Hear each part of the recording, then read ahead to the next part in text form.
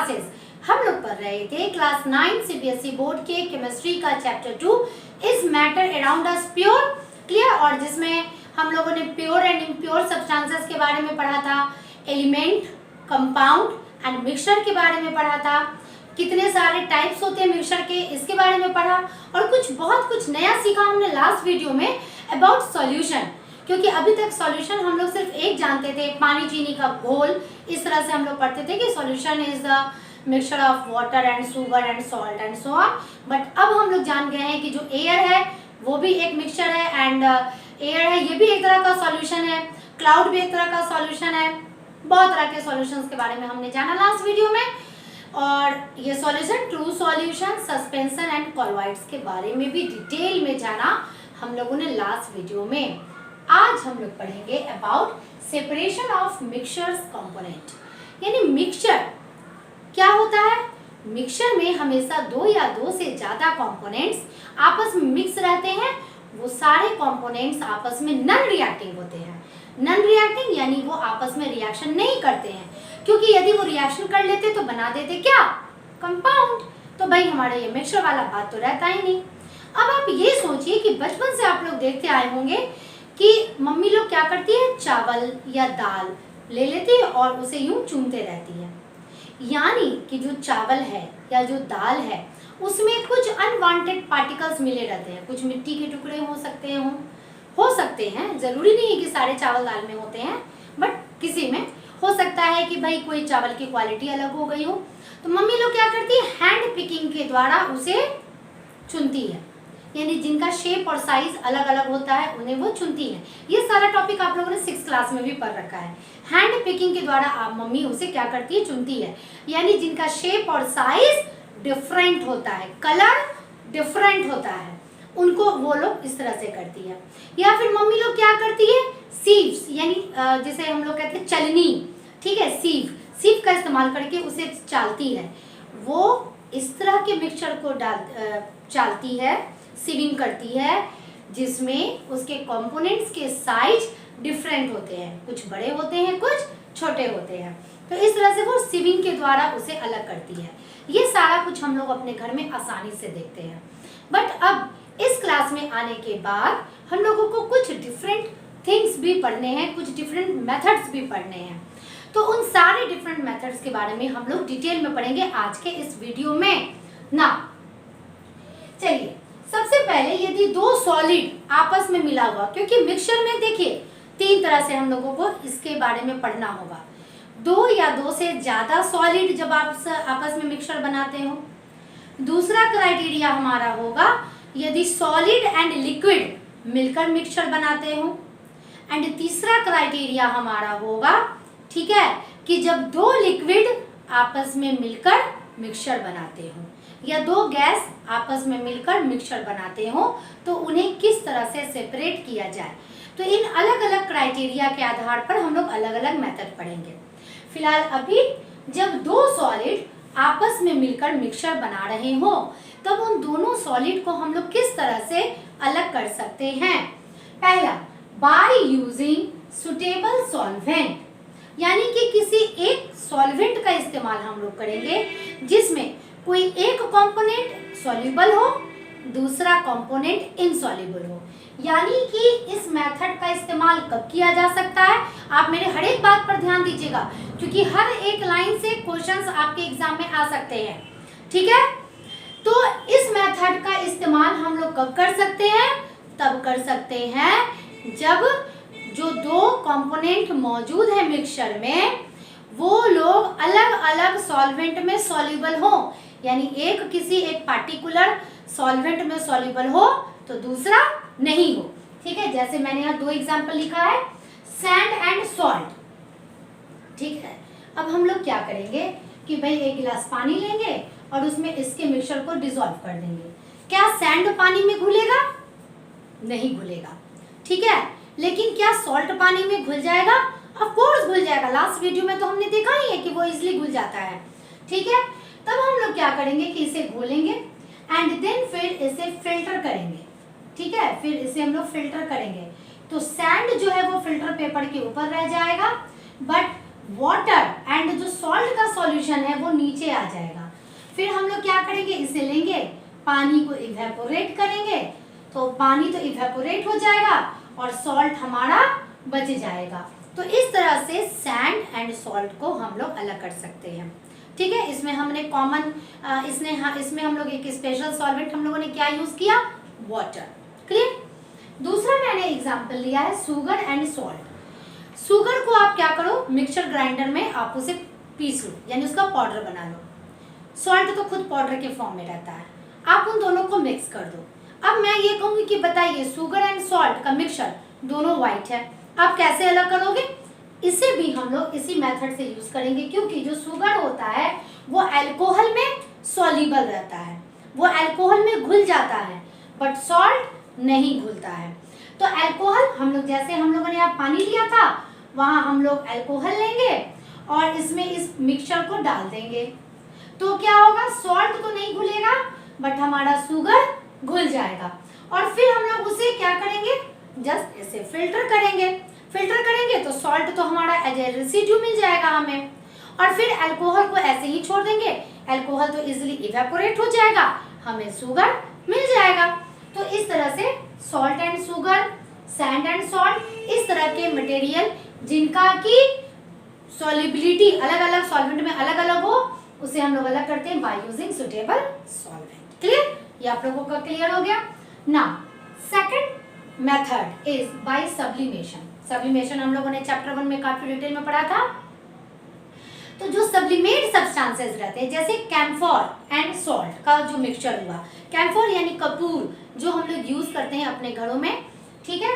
तो camphor and salt, in camphor को क्या करो ना कि इस तरह से आप क्रश कर लो, तो वो व्हाइट पाउडर बन जाएगा जस्ट लाइक सॉल्ट, और उसे मिक्स कर दो। अब कैसे करेंगे, तो भाई हम लोग सब्लिमेशन करेंगे।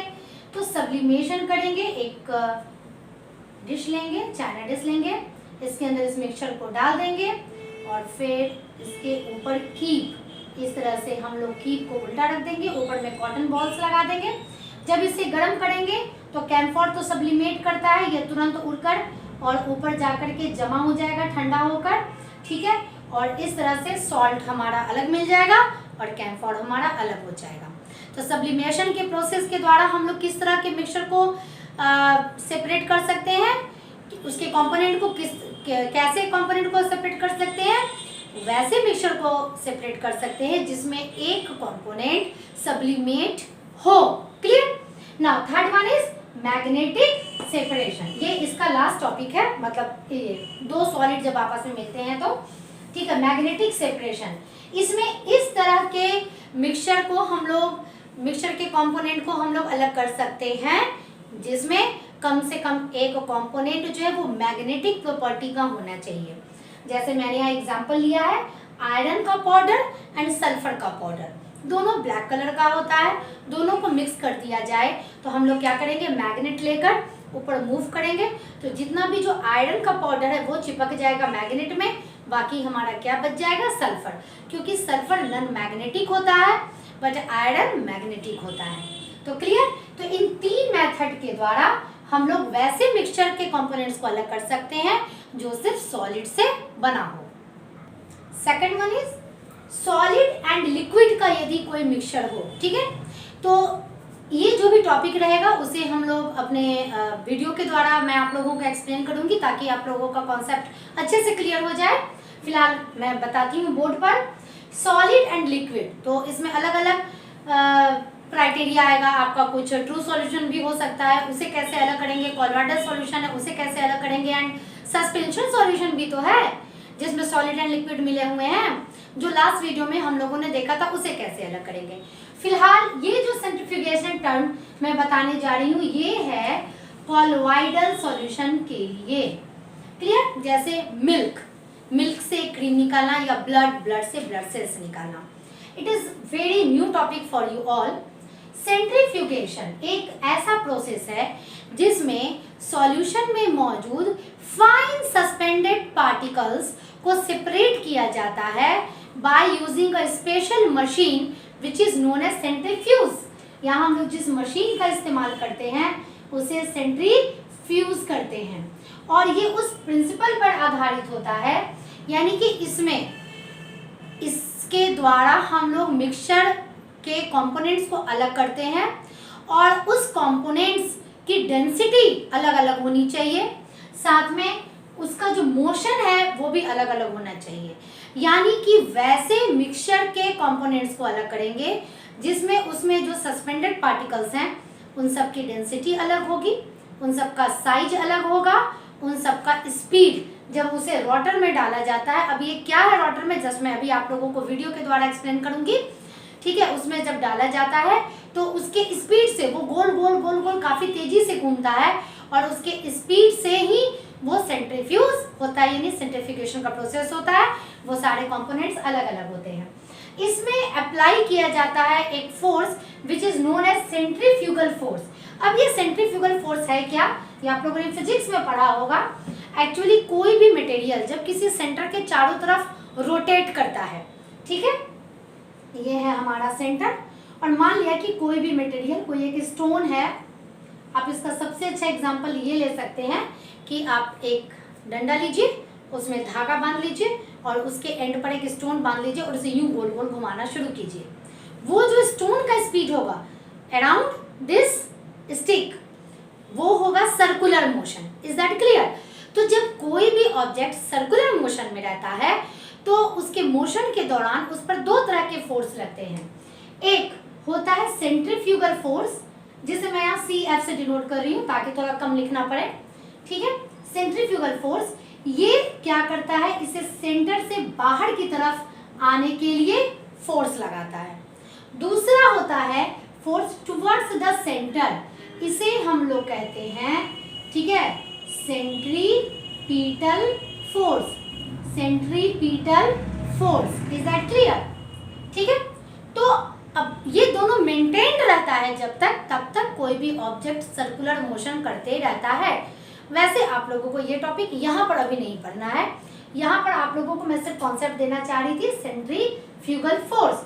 और इसी फोर्स के एप्लीकेशन के द्वारा क्या होता है कि ये हम लोग ऑब्जेक्ट को, सॉरी, जो सस्पेंडेड पार्टिकल्स है, जो कंपोनेंट्स है मिक्सचर के, उसे हम लोग अलग करते हैं। इसका एग्जांपल है क्रीम फ्रॉम मिल्क, यानी मिल्क से कैसे क्रीम निकाला जाता है, क्योंकि लास्ट वीडियो में हम लोगों ने मिल्क देखा था, वो कॉलोइडल सॉल्यूशन था। And blood cells from blood, उसे भी इसी तरह से निकाला जाता है। एक्चुअली इसमें होता क्या है वो मैं वीडियो के द्वारा तो बताऊंगी ही, कि जब इस तरह से अगर टेस्ट ट्यूब ले लिया जाए और इसके अंदर कॉलोइडल सॉल्यूशन डाल दिया जाए और उसे जस्ट लाइक स्टोन इस तरह से गोल गोल घुमाया जाने लगे, तब क्या होगा कि उसमें जो हैवियर पार्टिकल्स हैं, यानी कि उसमें जो प्रोटीन के बड़े बड़े पार्टिकल्स हैं, वो सारे एक जगह इकट्ठा हो जाएंगे। अब ये गोल गोल घूमेगा और ये गोल गोल घूमने के दौरान इसका माउथ इधर और ये इस साइड में आ जाए, तो जो सेंट्रीफ्यूगल फोर्स लगेगा, जिसकी वजह से जो लार्जर प्रोटीन है वो आकर यहाँ इकट्ठा हो जाएंगे। बट मिल्क में जो मौजूद हमारा फैट है, जो लाइटर ऑब्जेक्ट है, वो ऊपर की ओर आ जाएगा। यानी इस तरह से दूध में से मिल्क एंड प्रोटीन अलग अलग कर लिया जाएगा। और इसी प्रोसेस के द्वारा जो मिल्क आप लोगों को मिलता है, क्रीमलेस मिल्क जो मार्केट में मिलता है, वो इसी प्रोसेस के द्वारा बनाया जाता है। तो चलिए हम लोग वीडियो के द्वारा अच्छे से समझते हैं कि आखिर ये सेंट्रीफ्यूगेशन का प्रोसेस किया कैसे जाता है। देखिए किस तरह से सेंट्रीफ्यूगेशन होगा। ये मडी वाटर है, मडी वाटर को डाला जा रहा है इस टेस्ट ट्यूब के अंदर, क्योंकि सेंट्रीफ्यूगेशन का प्रोसेस काफ़ी इंपॉर्टेंट है आप लोगों के लिए, ध्यान से देखिए।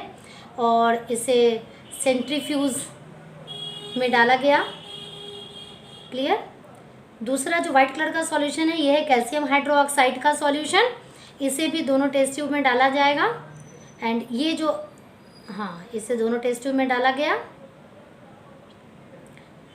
क्लियर। ये देखिए सेंट्रीफ्यूज का ऊपर का स्टैंड है जिसमें ये चारों टेस्ट ट्यूब अरेंज कर दिया जाएगा सावधानी से। यस, देखिए किस तरह से इसे अरेंज किया गया है, बिल्कुल ध्यान से देखिए। इस तरह से अरेंज कर दिया गया, ये हमारा सेंट्रीफ्यूज है। देखिए इसे इस तरह से बाय हैंड इसे रोटेट किया गया। तो सेंट्रीफ्यूगल फोर्स के कारण जो हैवियर पार्टिकल्स है वो इस तरह से साइड में आकर इकट्ठा हो जाते हैं। अब इसे स्टॉप किया जाएगा, स्टॉप इट, क्लियर। चलिए स्टॉप हो गया। अब ध्यान से देखिए कि क्या ये हैवियर पार्टिकल्स नीचे सेटल डाउन हो गए। मैंने लास्ट वीडियो में आपको बताया था ना कि सेंट्रीफ्यूगेशन के द्वारा हैवियर पार्टिकल्स, ये तो हमारा सस्पेंशन है, क्लियर। तो ये तो ऐसे भी सेटल डाउन हो जाता थोड़ी देर में, बट ये मेरा कोलॉइडल सॉल्यूशन था कैल्शियम हाइड्रोक्साइड का। इसमें काफ़ी फाइन पार्टिकल्स है, देखिए ये नीचे इसके बेस पर ये जमा हो गया। इस तरह से सेंट्रीफ्यूगेशन होता है। सेकंड प्रोसेस जिसके द्वारा सॉलिड एंड लिक्विड के मिक्सचर को सेपरेट करते हैं, दिस वन इज फिल्ट्रेशन।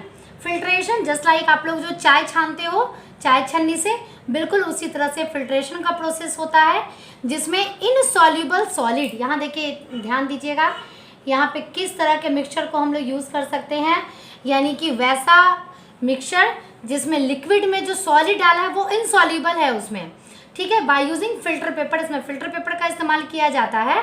और इसमें जैसे चाय छन्नी में चाय को छानने के बाद क्लियर जो चाय की पत्ती बच जाती है उसे हम लोग कहते हैं रेसिड्यू, एंड जो चाय हमारा बचता है वो है फिल्ट्रेट। मैं एग्जांपल ले रही हूँ इसलिए ताकि आप लोगों का ये क्लियर हो जाए। और इसके द्वारा हम लोग क्या क्या सेपरेट कर सकते हैं, sand plus water, chalk powder plus water, ठीक है, इसे भी अब हम लोग वीडियो के द्वारा देखते हैं।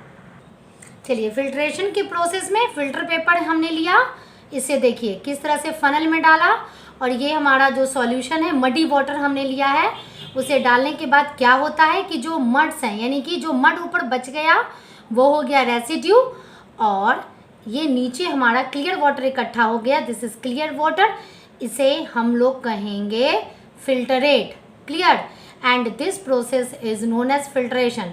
जो रेसिड्यू है ये मड हमारा बच गया, यानी कि ये फिल्टर पेपर के ऊपर ही इकट्ठा हो गया, वो नीचे नहीं आ पाया, ठीक है, और नीचे हमारा क्लियर वाटर आ गया जिसे हम लोग कहते हैं फिल्ट्रेट। इस तरह से फिल्ट्रेशन का प्रोसेस किया जाता है।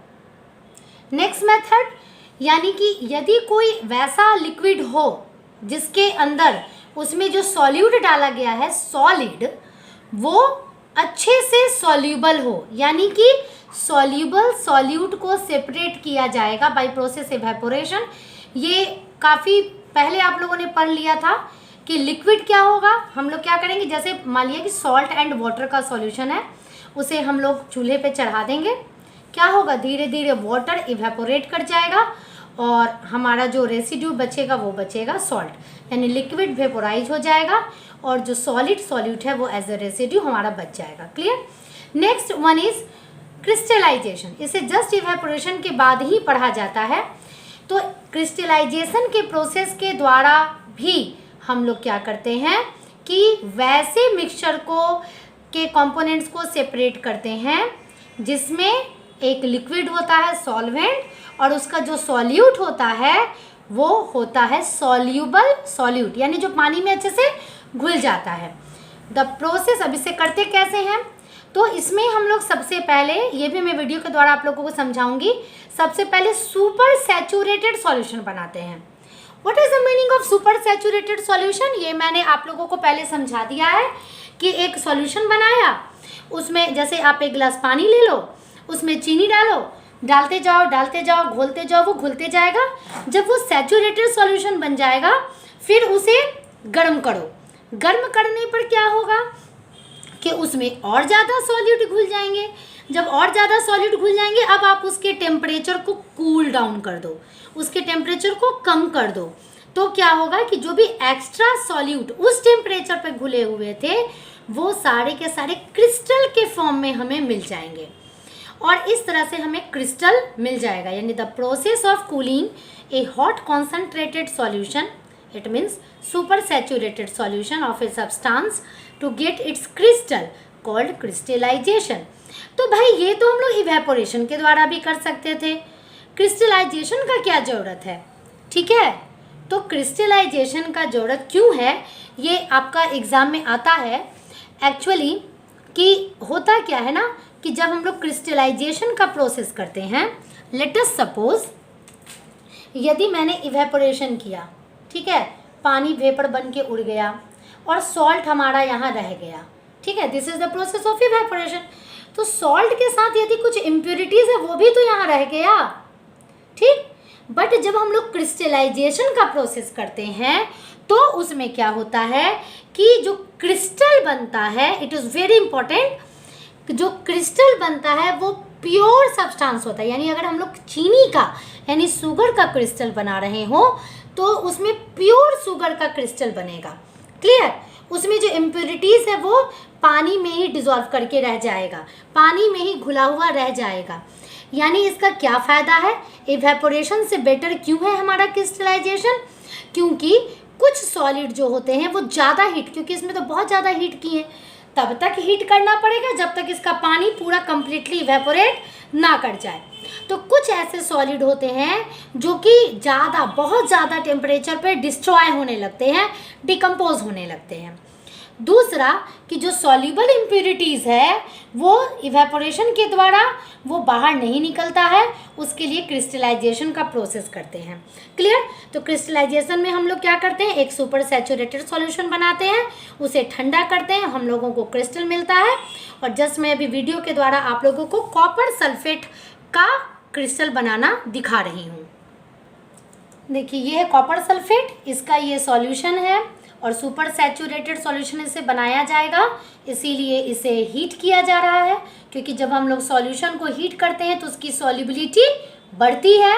ठीक है, इसे हीट किया जाएगा ताकि ये सुपर सैचुरेटेड सॉल्यूशन बने। इसमें और कॉपर सल्फेट को डाला जाएगा ताकि और ज़्यादा कॉपर सल्फेट घुल जाए और ये एक सुपर सैचुरेटेड सॉल्यूशन बन जाए। देखा किस तरह से सुपर सैचुरेटेड सॉल्यूशन हमारा बनाया जाता है।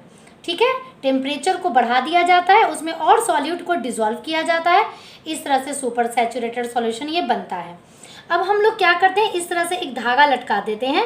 धागा यहाँ पर काम करता है एक बेस का, कि इसी बेस के चारों तरफ कॉपर सल्फेट के क्रिस्टल इससे अटैच हो जाएं। क्लियर? यदि नहीं होगा तो क्रिस्टल्स इधर उधर बिखरे पड़ेंगे, लेकिन एक धागा लटका देने से क्या होता है कि एक बेस का काम करता है और इसे हम लोग ठंडा होने के लिए छोड़ देते हैं। कुछ देर ये ठंडा होने के बाद अब देखिए क्या होगा, ठंडा होने पे जो एक्स्ट्रा सॉलिड उसमें डिजॉल्व थे सुपर सैचुरेटेड सॉल्यूशन में, वो किस तरह से क्रिस्टल के फॉर्म में आ गए। ना chromatography, chromatography, chroma means colour. ठीक है, तो ये एक ऐसा प्रोसेस होता है जिसमें 2 या 3 डिफरेंट टाइप के कलर्स को हम लोग सेपरेट करते हैं। कलर्स यानी कि जो डायनामिकली वो लोग अलग अलग होते हैं, यानी डायनामिक्स मीन्स मोशन, यानी जिनका स्पीड, जिनका मोशन एक सॉल्वेंट में डिफरेंट होता है। जैसे मान लिया कि ये मैंने ब्लू कलर का डॉट लिया, तो ये जो इंक है वो किसी एक कलर का नहीं बना होता है। जो भी कलर हम लोग यूज़ करते हैं वो हमेशा 2 या 3 कलर्स के बने होते हैं। तो इसमें मान लिया कि colour number A, colour number B और कलर नंबर सी है। पानी के अंदर हो सकता है कि कलर नंबर ए जो है वो ज़्यादा डायनामिक नहीं है, उसका स्पीड काफ़ी स्लो है, यानी ये उतना ज़्यादा पानी में सॉल्युबल नहीं है। बी वाला थोड़ा सा ज़्यादा सॉल्युबल है एंड सी वाला सबसे ज़्यादा सॉल्युबल है। तो क्या होगा कि जो ये कलर है इसे पानी में डालने के बाद वो उसके कलर अलग अलग पानी के साथ सेपरेट हो जाएंगे। जस्ट ये आप समझिए, मैं इसे वीडियो के द्वारा आपको समझाने जा रही हूँ।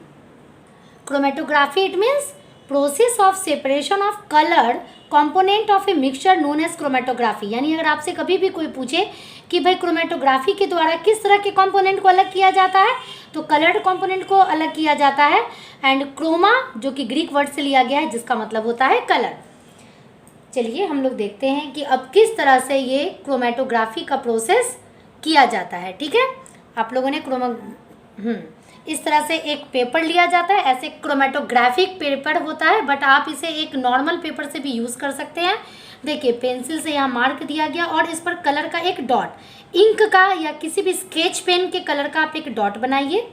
उसके बाद एक बीकर लीजिए, उसके अंदर वाटर फिलअप कर दीजिए। यहाँ इतने दूर तक के लेवल में पानी है, ग्लास जार में वाटर, और इस पेपर को इस तरह से रखना है कि ये जो मार्क है आपका, पानी उसके ऊपर या वहाँ तक ना रहे, पानी जस्ट इससे नीचे रहे। ऐसे भी आप जब पेपर को पानी में डालोगे ना, जब पेपर को आप पानी में डालोगे तो क्या होगा कि वो स्प्रेड करता है, यानी पानी नीचे से ऊपर की ओर जाता है। नीचे से ऊपर पेपर में पानी क्यों जाता है? इसलिए जाता है क्योंकि काफ़ी पतले पतले कैपिलरीज मौजूद रहते हैं उसके अंदर। आप इस तरह का एक्सपेरिमेंट आप घर पर भी अपने करके देख सकते हो। तो पानी धीरे धीरे, यदि यानी पेपर का एक एंड आप पानी में डालोगे तो पानी धीरे धीरे ऊपर की ओर जाएगा। तो ये जो कलर है, देखिए, ये एक कलर का नहीं बना रहता है, इसमें 2 या 3 कलर मिक्सचर रहते हैं, ठीक है। It is a mixture of different type of colours. तो इसमें जो कलर का कंपोनेंट पानी में ज़्यादा सॉल्युबल है वो डायनामिकली ज़्यादा मोशन में आ गया और ऊपर की ओर चला गया, एंड जो कलर कम सॉल्युबल है पानी में वो देखिए नीचे की तरफ पड़ गया। और इस तरह से देखिए 1 2 3 4, यानी जो एक कलर का डॉट हमने लगाया था वो ऐसा नहीं है कि एक ही कलर का था, उसमें 2 या 3 या 4 कलर मिले थे। यहाँ पे हम लोग क्या देखते हैं कि ये जो फिल्टर पेपर में है, ठीक है, तो अलग अलग कलर के जो कंपोनेंट है, तो जो मोर सॉल्युबल है वाटर में वो फास्टर राइज किया, यानी ऊपर चला गया, और जो कम सॉल्युबल है वो नीचे रह गया, और इस तरह से सारे के सारे कलर सेपरेट है। This is the process of chromatography. Now next one is distillation. Distillation it means evaporation followed by condensation is called distillation. अब इसमें क्या होता है, पहले इवेपोरेशन करवाया जाता है, देन उसके बाद कंडेंसेशन होता है। Evaporation it means process by which a liquid converted into vapour, and condensation means the process by which vapour condensed और कन्वर्टेड इनटू लिक्विड। यानी पहले इवेपोरेशन करवाया जाता है, फिर उसे ठंडा करके कंडेंसेशन होता है। इस प्रोसेस को डिस्टिलेशन कहते हैं। और इस प्रोसेस के द्वारा हम लोग एक सॉल्यूबल, यानी कि वैसा सॉल्यूट जो कि सॉल्यूबल है लिक्विड में, उसे हम लोग अलग करते हैं, ठीक है। और जस्ट इसके बाद जो हम लोग अभी लगातार हम लोग 2 वीडियो देखने वाले हैं, एक में मैं डिस्टिलेशन दिखाऊंगी और दूसरा होगा हमारा फ्रैक्शनल डिस्टिलेशन। क्लियर? ये फ्रैक्शनल डिस्टिलेशन है।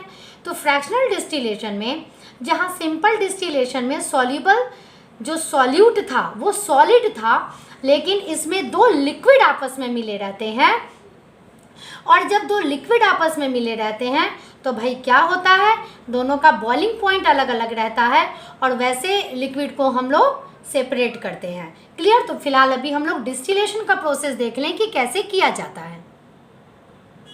ये जो हमारा सेटअप है, ये सेटअप आपको दिखा रहा है प्रोसेस ऑफ डिस्टिलेशन।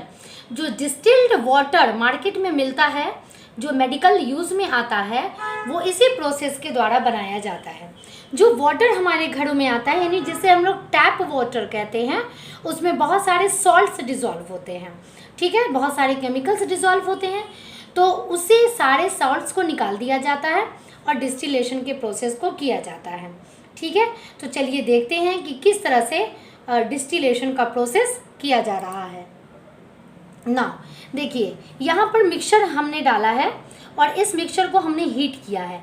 हीट करने के कारण क्या होगा, इसमें जो पानी है वो इवेपोरेट होगा। तो this is the process of evaporation. Evaporate करके जो वाटर का वेपर है वो कहाँ जाएगा, ऊपर की ओर जाएगा, और फिर ये इस ट्यूब से गुजरेगा। ये ट्यूब देखिए सराउंड है, ये दोनों आप ट्यूबलेट्स देख रहे हैं, ठीक है, ये दिस वन, ठीक है, आप ले रहा है। ठंडे पानी के कारण सराउंड रहने की वजह से अंदर जो वेपर आता है वो ठंडा हो जाता है और कंडेंस्ड हो जाता है। कंडेंस्ड होकर के ये वाटर जमा हो जाता है। इस तरह से डिस्टिलेशन का प्रोसेस किया जाता है। Next one is fractional distillation. जैसा मैंने अभी बताया आप लोगों को कि जिस तरह से डिस्टिलेशन के प्रोसेस के द्वारा सॉल्यूबल सॉल्यूट को सेपरेट किया जाता है लिक्विड के में, यदि उसी तरह से 2 लिक्विड हो, 2 मिसिबल लिक्विड हो, यानी जो आपस में मिल जाए, जैसे मैं यहाँ एग्जांपल ले रही हूँ अल्कोहल प्लस वाटर, ये दोनों आपस में बखूबी मिल जाते हैं, यानी दोनों आपस में सॉल्यूबल हैं, लेकिन अंतर क्या है कि दोनों का बॉइलिंग पॉइंट अलग अलग है। अल्कोहल का बॉइलिंग पॉइंट अप्रॉक्सीमेटली होता है 78 डिग्री सेल्सियस एंड वाटर का बॉइलिंग पॉइंट होता है 100 डिग्री सेल्सियस। तो इन दोनों को किस तरह से सेपरेट किया जाए, इसमें भी हम लोग डिस्टिलेशन का प्रोसेस करते हैं, बट बट यहाँ पे फ्रैक्शनल डिस्टिलेशन किया जाता है, यानी अलग अलग डिस्टिलेशन किया जाता है। इसके लिए हम लोगों को एक चीज समझना होगा, जो हम लोगों ने फर्स्ट चैप्टर में समझ रखा है कि जब तक यानी during boiling and during melting there is no change in temperature, कितना भी टेम्परेचर दे दें और पानी उबलते जाए वो हमेशा 100 डिग्री सेल्सियस टेम्परेचर पर ही थर्मोमीटर में शो करेगा। क्लियर? तो इसमें हम लोग क्या करते हैं कि दोनों के मिक्सचर को जब हम लोग, ये वीडियो के द्वारा मैं जस्ट दिखाऊंगी अभी आप लोगों को, मिक्सचर में जब हम लोग मिक्सचर को गर्म करते हैं, जैसे ही टेम्परेचर आएगा 80 degree Celsius, alcohol start to boil and start to become vaporize, इसका डिस्टिलेशन हम लोग कर लेंगे जो भी हम लोगों ने देखा। उसके बाद जैसे ही टेम्परेचर इंक्रीज किया, यानी 78 डिग्री से 79 डिग्री जैसे ही आया, समझ जाएंगे हम लोग कि अल्कोहल खत्म हो गया और वाटर को करेंगे हम लोग। इस तरह से फ्रैक्शन वाइज डिस्टिलेशन करते हैं। पेट्रोलियम में से जो अलग अलग कंपोनेंट निकाला जाता है वो फ्रैक्शनल डिस्टिलेशन के द्वारा निकाला जाता है, और वो कुछ इस तरह से बना रहता है, कॉलम वाइज ये बने हुए रहते हैं। इसे जब आप नीचे से हीट करोगे तो निश्चित रूप से यहाँ का टेम्परेचर ज़्यादा होगा, यहाँ का टेम्परेचर थोड़ा कम होगा। ठीक है, तो अलग अलग कंपोनेंट अलग अलग टेम्परेचर पे कंडेंस्ड करके लिक्विड के फॉर्म में आते हैं और हम लोग उसे सेपरेट करते हैं। तो चलिए वीडियो के द्वारा हम लोग देखते हैं कि कैसे फ्रैक्शनल डिस्टिलेशन किया जाता है, और उसमें एसीटोन एंड बेंजीन के फ्रैक्शनल डिस्टिलेशन को हम लोग समझेंगे। This is a mixture of acetone and benzene. दोनों का बॉइलिंग पॉइंट अलग है। बेंजीन का बॉइलिंग पॉइंट है 353 केल्विन, ठीक है, और एसीटोन का बॉइलिंग पॉइंट होता है 329 केल्विन। क्लियर? तो ये बॉइलिंग पॉइंट इन दोनों का अलग अलग होता है। अब अगर इन दोनों का मिक्सचर है तो ये दिखाया जा रहा है कि 24 केल्विन का डिफरेंस है दोनों के बॉइलिंग पॉइंट में। तो इन दोनों के मिक्सचर को किस तरह से हम लोग सेपरेट करेंगे? ठीक है, तो इस तरह से हम लोग एक फ्रैक्शनल कॉलम का इस्तेमाल करते हैं ताकि अलग अलग कॉलम में अलग अलग टेम्परेचर आ जाए।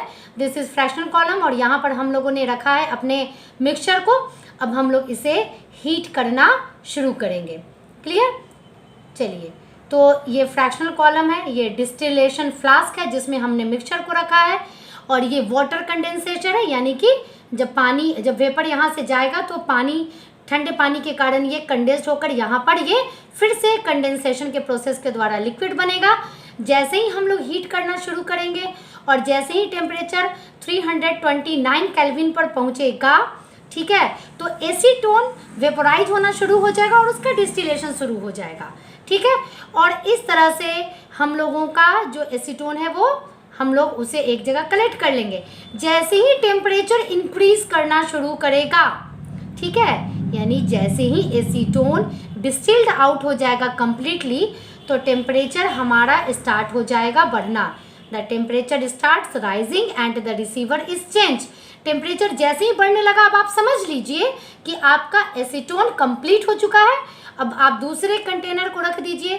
टेम्परेचर बढ़ते बढ़ते बढ़ते बढ़ते जैसे ही वो बेंजीन का बॉइलिंग पॉइंट पहुंचा, ठीक है, वो बॉयल होकर के ये कंडेंस्ड होना शुरू हो गया, और इस तरह से बेंजीन एंड एसीटोन हम लोगों ने अलग अलग कर लिया। इसे कहते हैं फ्रैक्शनल डिस्टिलेशन, यानी डिस्टिलेशन का प्रोसेस तो हम लोगों ने किया बट फ्रैक्शन में यानी अलग अलग किया।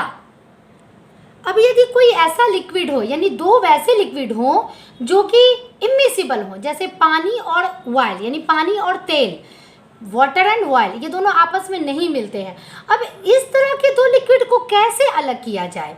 तो इस तरह के दो लिक्विड को अलग करने के लिए हम लोग यूज़ करते हैं ये सेपरेटिंग इमिसिबल लिक्विड के लिए हम लोग सेपरेटिंग फनल का इस्तेमाल करते हैं। देखिए ये सेपरेटिंग फनल है, ऊपर में कीप है रखा हुआ, और यहाँ टैब लगा रहता है, टैब लगा रहता है, और इस टैब को जैसे हम लोग ओपन करेंगे इसके अंदर मौजूद लिक्विड नीचे की ओर गिरने लगेगा। चलिए देखते हैं किस तरह से हम लोग ऑयल एंड वाटर को अलग अलग करते हैं। ठीक है, ये हम लोगों ने एक लिक्विड डाला, ठीक है, सेपरेटिंग फनल के अंदर। ये इसका माउथ है, ये स्टॉप कॉक है, ये जो हम लोगों ने यहाँ पर लिक्विड लिया है वाटर, ठीक, और इसके ऊपर जो दूसरा लिक्विड है जो ऑयल है ये लाइट लिक्विड है। हैवियर लिक्विड यानी वाटर वो नीचे की ओर है, और जो लाइटर लिक्विड है ऑयल वो ऊपर की ओर चला जाता है।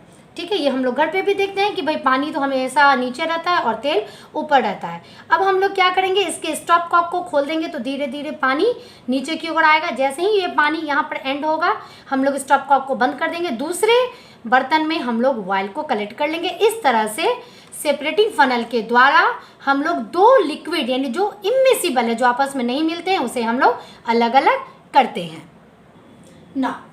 अब लास्ट पॉइंट पे हम लोग आ चुके हैं जहां पर हम लोगों को पढ़ना है separation of component of air, क्योंकि किस किस तरह से मिक्सचर्स के अलग अलग कंपोनेंट्स को हम लोग सेपरेट करते हैं। सॉलिड लिक्विड का मिक्सचर, लिक्विड लिक्विड का मिक्सचर, दो सॉलिड का मिक्सचर, ये हम लोगों ने पढ़ लिया। बट एयर क्या है, मिक्सचर ऑफ डिफरेंट गैसेस, और किस तरह से हम लोग उसे सेपरेट आउट करते हैं। जो ऑक्सीजन सिलेंडर आप देखते हैं हॉस्पिटल्स में, वो ऑक्सीजन सिलेंडर में ऑक्सीजन कहाँ से आता है, ऑक्सीजन तो वही रहता है जो हमारे एयर में मौजूद है। नाइट्रोजन का सिलेंडर जो डीप डाइवर्स समुद्र में लेकर उतरते हैं, नाइट्रोजन विथ ऑक्सीजन का जो मिक्सचर वाला सिलेंडर, ये नाइट्रोजन, ऑक्सीजन एंड अदर जो अलग अलग प्रकार की गैसेज हैं एयर में मौजूद हैं, उन्हें हम लोग किस तरह से अलग करते हैं ये तो डायग्राम के द्वारा भी हम लोग समझेंगे ही। बट उसके पहले मैं कुछ आप लोगों को बताना चाहती हूँ। हमारे एटमॉस्फेयर में अप्रॉक्सीमेटली 78% नाइट्रोजन है, 21% ऑक्सीजन है, लगभग 2% हमारा आर्गन है एंड कुछ हमारे अदर गैसेस हैं। क्लियर। अब हम लोगों को इसमें से ऑक्सीजन को अलग करना है, नाइट्रोजन को अलग करना है, तो उसके लिए हम लोग पूरा एक प्लांट उसके बारे में पढ़ेंगे कि किस किस तरह से स्टेप बाय स्टेप होता है। बट जो इसका बेसिक है वो मैं आपको बताना चाहती हूँ कि उसके टेम्परेचर को बढ़ाकर और टेम्परेचर को घटाकर इस तरह से किया जाता है और किस तरह से प्लांट में उसे यूज किया जाता है। यानी पहले उसे क्या किया जाता है, कूल करके उसे लिक्विफाइड किया जाता है एंड लिक्विफाइड करके उसे सेपरेट किया जाता है। ठीक है ना। अब दो टॉपिक मैं यहाँ पर आपको समझाऊंगी ताकि जब मैं आपको डायग्राम के द्वारा उसे समझा रही हूँ तो आप लोगों को दिक्कत ना हो। ठीक है। मान लिया कि ये इस कंटेनर में गैस है, 2 3 4 5 6 7 पार्टिकल्स, 7 मॉलिक्यूल्स मैंने इस गैस के लिए हैं। ठीक है। और इसके वॉल्यूम को हम लोग रिड्यूस कर दें, यानी इसी गैस के पार्टिकल को हम लोग क्या होगा, वॉल्यूम को रिड्यूस कर दें। वॉल्यूम को रिड्यूस करना इट मींस प्रेशर को बढ़ा दें। ठीक है। यानी हमने पहला काम क्या किया, वॉल्यूम को रिड्यूस किया। जब वॉल्यूम को रिड्यूस किया यानी कि प्रेशर को इंक्रीज किया। अब जब प्रेशर को हम लोग इंक्रीज करेंगे तो क्या होगा, वो सारे पार्टिकल्स काफी तेजी से एक दूसरे के साथ टकराना शुरू करेंगे। टकराने के कारण क्या होता है, एनर्जी का प्रोडक्शन होता है। तो जितना ज्यादा टकराएंगे, जितना ज्यादा आपस में कोलाइड करेंगे, उतना ज्यादा एनर्जी का प्रोडक्शन होगा। यानी ओवरऑल क्या होगा, टेम्परेचर हमारा इंक्रीज करेगा, टेम्परेचर हमारा इंक्रीज करेगा। क्लियर। और इसी प्रोसेस के द्वारा कभी प्रेशर को घटा दिया जाता है, कभी प्रेशर को बढ़ा दिया जाता है। यानी आपको समझना क्या है, यदि प्रेशर बढ़ाएंगे तो टेम्परेचर बढ़ेगा, प्रेशर घटाएंगे तो टेम्परेचर घटेगा। Is that clear. तो इसी प्रोसेस के द्वारा अब मैं आपको डायग्राम के द्वारा समझाती हूँ कि कैसे ये अलग अलग कंपोनेंट्स जो हैं एयर के वो सेपरेट किए जाते हैं। चलिए, ये आपके NCERT का डायग्राम है और जिसमें ये बताया गया है कि किस तरह से लिक्विड ऑक्सीजन को अलग किया जाता है एयर के द्वारा। ये हमारा पूरा कंप्लीट प्लांट है। ठीक है। ये पूरा प्लांट है और किस तरह से एयर आता है। आप लोग यहाँ से शुरुआत होगी हमारी। एयर को फिल्टर के द्वारा अंदर लाया जाता है ताकि डस्ट पार्टिकल्स वगैरह इसमें से फिल्टर होकर के एयर अंदर आ जाए।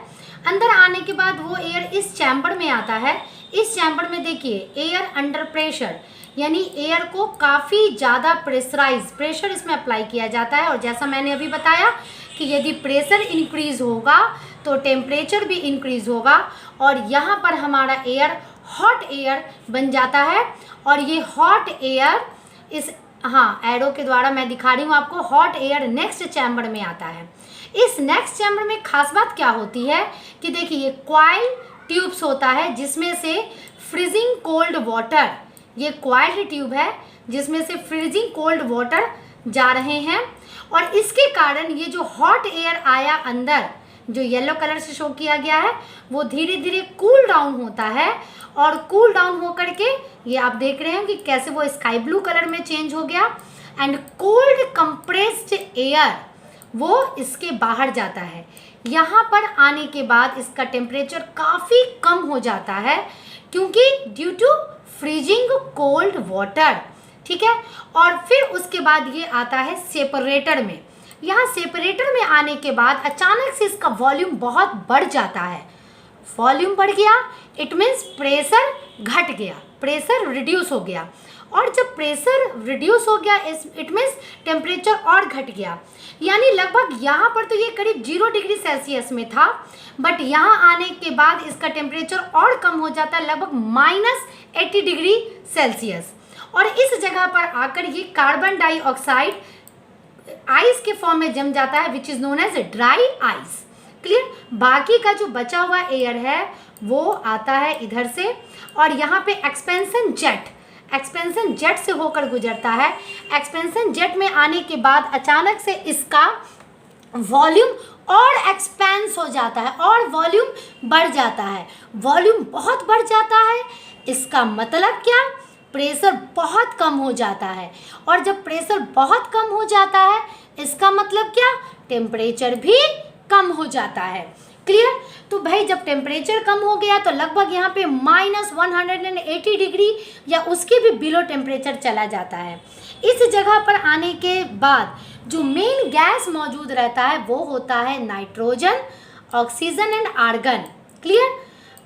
नाइट्रोजन, आर्गन एंड ऑक्सीजन रहता है और यहाँ जो मैंने दिखाया है देखिए, ऑक्सीजन का जो बॉइलिंग पॉइंट है वो है -183 डिग्री सेल्सियस, आर्गन का बॉइलिंग पॉइंट है -186 डिग्री सेल्सियस एंड नाइट्रोजन का बॉइलिंग पॉइंट है -196 degree Celsius. It means argon and nitrogen इन दोनों का बॉइलिंग पॉइंट ऑक्सीजन के बॉइलिंग पॉइंट से कम है। क्लियर। इन दोनों का बॉइलिंग पॉइंट ऑक्सीजन के बॉइलिंग पॉइंट से कम है। इट मीन्स इस जगह पर आने के बाद यदि हम लोग अपने पूरे सिस्टम को -183 डिग्री सेल्सियस से थोड़ा सा कम रखें, यानी लगभग 184 डिग्री सेल्सियस के करीब यदि रखें तो क्या होगा, तब क्या होगा कि हमारा आर्गन एंड नाइट्रोजन ये दोनों तो हमारे गैसियस फॉर्म में रहेगा क्योंकि इसका बॉइलिंग पॉइंट तो उससे भी कम है, तो ये गैसियस फॉर्म में रहेगा।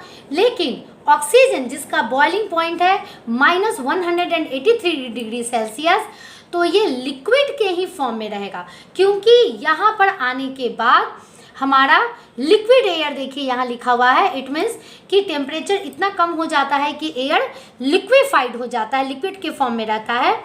इस जगह पे लगभग पूरे सिस्टम को हम लोग -184 डिग्री सेल्सियस पे रखते हैं, ठीक है, यानी -184 या 185 डिग्री सेल्सियस पे रखते हैं, जिसमें आर्गन एंड नाइट्रोजन ये दोनों गैसियस फॉर्म में रहता है और वो आउटलेट से बाहर निकल जाता है, बट ऑक्सीजन लिक्विड फॉर्म में रहता है और वो लिक्विड ऑक्सीजन के फॉर्म में हम लोग उसे प्रिजर्व कर लेते हैं।